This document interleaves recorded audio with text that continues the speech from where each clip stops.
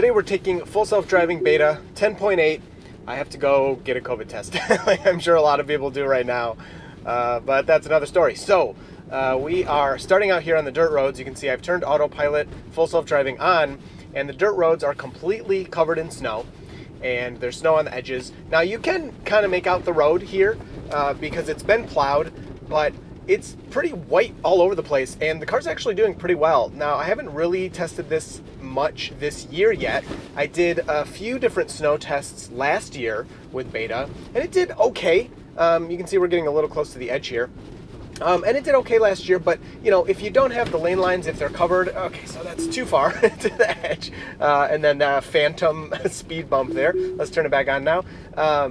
Yeah, so if you don't have any lane lines, the car can get a little weird in its positioning and things, especially on roads that are supposed to have lane lines. Now, we're driving right now on a dirt road, so we wouldn't normally have any lane lines or anything. But anyway, overall, this drive, besides the snow all over the ground, should be fairly simple. It's just about 15 minutes, a few turns here and there. But 10.8's been pretty good for me, so I want to see how it does on this drive. If it can kind of, you know, this is the point of beta, is it's fun to do all the crazy tests and try the difficult stuff. But for these normal driving scenarios where you're going A to B, just to see if, you know, beta can do its thing. So, so far, actually pretty good on the snow here. Now, going up this hill, I definitely would be to the right because what if somebody's coming? Now, you can see early enough to change things and move over if you need to, but there we go. So we finally moved over, but we should have moved over before the hill. Now, I bet here we're gonna get some sliding, I would guess. Beta's going way too fast, and I'm gonna take over because I don't want to get stuck in the ditch. There's a little slide there, and let's see. So, yeah, way too fast for this turn, and we're just going forward. I think it couldn't see the turn, so let me correct it here. We actually didn't slide as much as I thought. I do have snow tires on, so that helps a ton, but that hill is pretty steep, probably steeper than it looks in the video, and pretty normal to slide there. Happens several times per year, if you're going that fast anyway. So let me back up here. Turn beta back on. Yeah, I guess it just couldn't make out the road. So if we look at the visualization here, I can move this over. It can kind of see it, but it's not really showing the edges of the road, and you can see the tentacle is just wanting to go straight. Telling me to pay attention because I'm looking at the screen. So I will reposition us here and turn it back on. Oh, okay. There's your right turn signal. Yeah, we've turned right now. So we're on to here, some more dirt roads, and then we have a pretty difficult left turn coming up. So let's see how it does.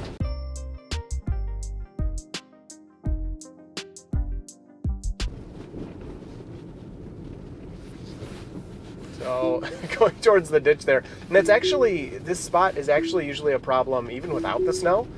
So really strange. I don't know if that has to do with map data or why it does that, but it always wants to get way too far to the right there. And I always take over in that same spot. So when I take over, there is the report button in the top right. You can see that little camera icon next to the 21F.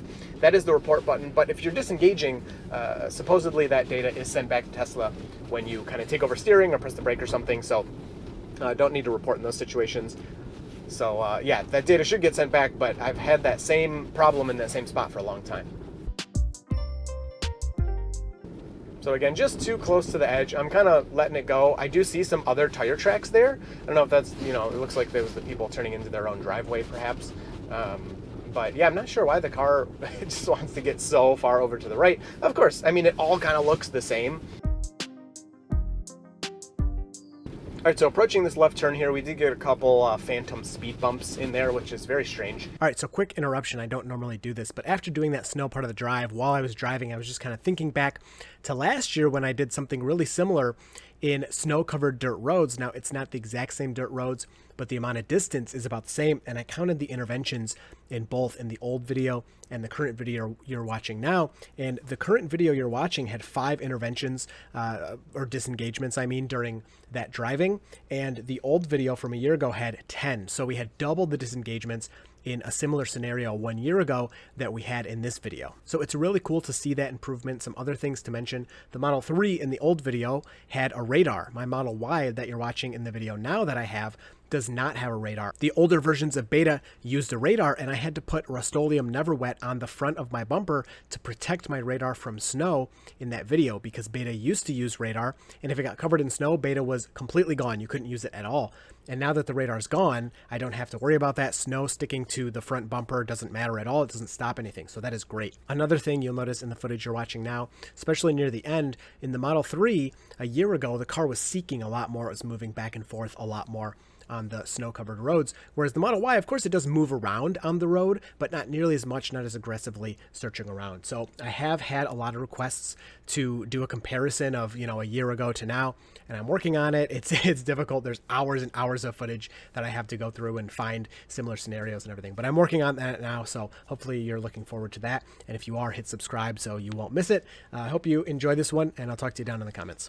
Never really saw that before this version, speed bumps showing up like that, so they may have changed something with how they're detecting those. So really bright sun ahead, pretty good stop there for the stop sign, and this left turn very difficult to see to the right.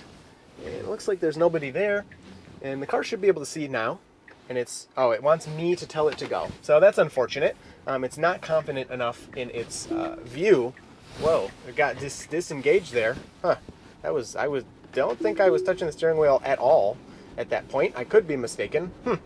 That was really weird. Either I did touch the steering wheel and didn't know it, or we had a tiny little slip there on the road, and I don't know if, I mean, this doesn't make sense that it would just turn off like that and keep the tack on. Usually you get the red hands telling you to take over, so I don't know. You guys will be able to see on the video probably better than what I know. But yeah, all right, let's see if we can, now that we're done with, you know, that crazier snow part, the road should be pretty normal. So Beta should be able to handle all of this no problem, if it does well anyway.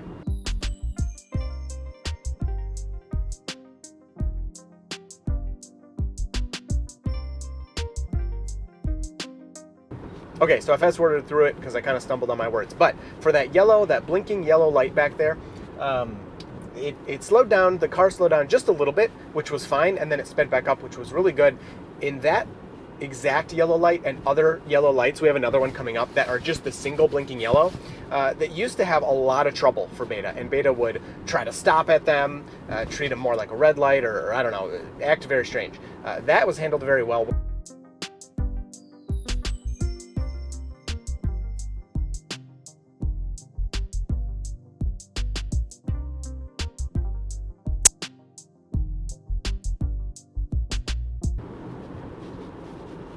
Handling these bends perfectly, just a tiny bit of slowing, and then moves back up to the correct speed. So very good there. I did bump it up 5 miles per hour.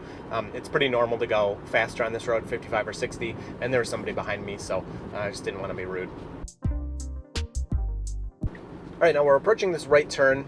It's a bit more than 90 degrees, but nothing too strange, besides having a couple blinking reds there with the stop sign. So let's see how the car does. We are at 1 mile per hour, so pretty good stop, and it is clear, so the car should be able to go. It's going too slowly. Oh, come on, let's go. Surprised we didn't get honked at yet, and I did give it a little bump there because it just was not moving. That's so strange. Now I am thinking we are on chill, so maybe that's my bad. Now it doesn't mean the car should stop there and never go. It's perfectly, oh, take over immediately. I think the sun blinded it. That's my guess there. Oh, buddy. Let's see. We can immediately turn it back on. My guess would be the sun blinded it there. So being in the chill setting shouldn't mean that the car stops at a stop sign and never goes. Going down to 1 mile per hour, fine, that's great. That's what you do at a stop sign. You go down to 0 miles per hour. But then you go. There are no cars there. So let's move it back up to average and see if that'll help. All right, here's our next single blinking yellow. And, oh, we are turning, no, we're not turning here. Oh, we are. We're turning left here. Why is it not putting the turn signal on? There you go. So a little late. So, yeah, we didn't actually get to see how it handled that single blinking yellow. Well, I guess we did because we turned through it. But it slowed down, moved through. I mean, that was great. That was a perfect maneuver there. I was wanting to drive through it to see how much it would slow down and all those things. But maybe there's another one coming up. I'm not sure.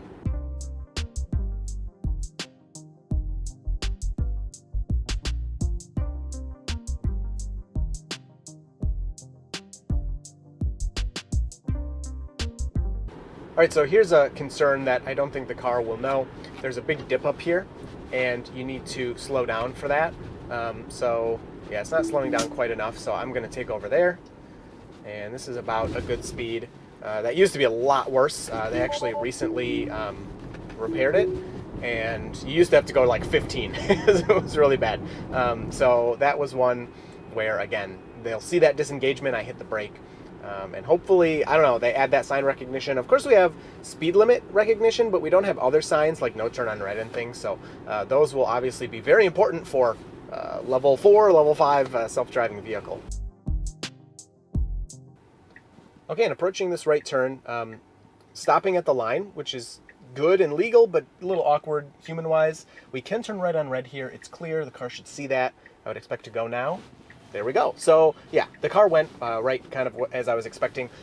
Tiny bit later than I would. I could clearly see that there were no cars coming, but not too big of a deal. That was a really good, like, safe stop. Moved through, all very safe and good. So probably didn't confuse the person behind me or anything like that. So we're approaching our destination, and I will say, you know, I was thinking about my old snow testing, and I will link that video above, or maybe I've inserted some of the old footage. But it did way better on that part, because I remember last year on the dirt road part, it just kept pulling to the right, and I kept taking over and over and over. Whereas this time, it made it most of the way. I took over a couple of times, so definitely a big improvement over what I saw before. So yeah, I think we're good. Hope you enjoyed this one. Pretty simple drive. The car did all right. Still like having to take over for that stop sign, but hey, maybe chill is not as good as average. I'll have to keep it on average from now on. But yeah, so hope you enjoyed this one. I will talk to you down in the comments, and you will see full self-driving beta in the next video. So Autopilot and I are happily driving along